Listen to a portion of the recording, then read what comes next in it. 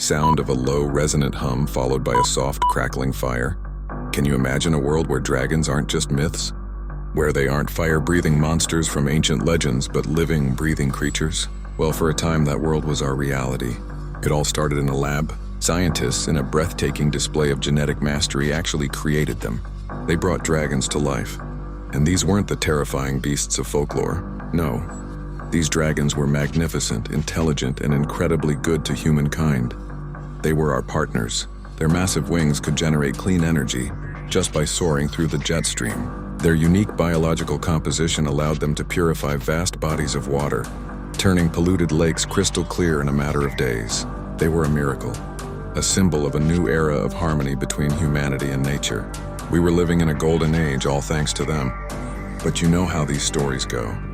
Where there is a miracle, there is always greed. People saw the dragons not as partners, but as a resource, a priceless living resource to be exploited. It started slowly, for research, they said, for safety. Soon the magnificent creatures who once soared freely were being captured, locked away in massive reinforced cages. Why? For their blood. Their blood was unlike anything on Earth.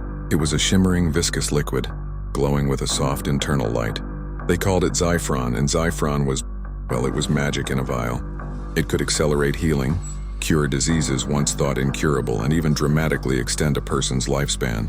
A single drop could rejuvenate an entire field of dying crops. The demand for Zyphron became insatiable.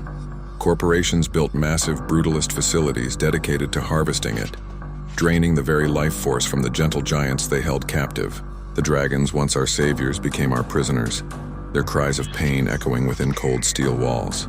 But not everyone stood by and watched this atrocity unfold. In the shadows, an organization was formed. They called themselves the Uzumaki, named after the ancient symbol for a spiral, representing the cyclical nature of life and freedom. The Uzumaki were a group of rogue scientists, former dragon handlers, and eco-warriors. Their mission was simple but incredibly dangerous: set the dragons free. For years, the Uzumaki waged a covert war. They sabotaged harvesting equipment, orchestrated daring raids on containment facilities, and freed dragons one by one, guiding them to hidden sanctuaries deep in the mountains and remote islands. They were ghosts, a myth whispered among the corporate guards, but the corporations were closing in, their security becoming more and more advanced. The Uzumaki knew a final decisive confrontation was inevitable. It all came to a head at the Vein, the largest Zyphron harvesting facility on the planet, a fortress carved into the side of a mountain. The Uzumaki launched an all-out assault. It wasn't a battle of guns and bombs in the traditional sense. It was a chaotic, epic ballet of technology and raw, untamed nature. Uzumaki agents in advanced exosuits clashed with corporate security mechs in the facility's massive hangars. Above, freed dragons, their roars shaking the very foundations of the mountain, engaged the corporate attack drones, their fiery breath melting steel in midair. It was a desperate, final stand for freedom.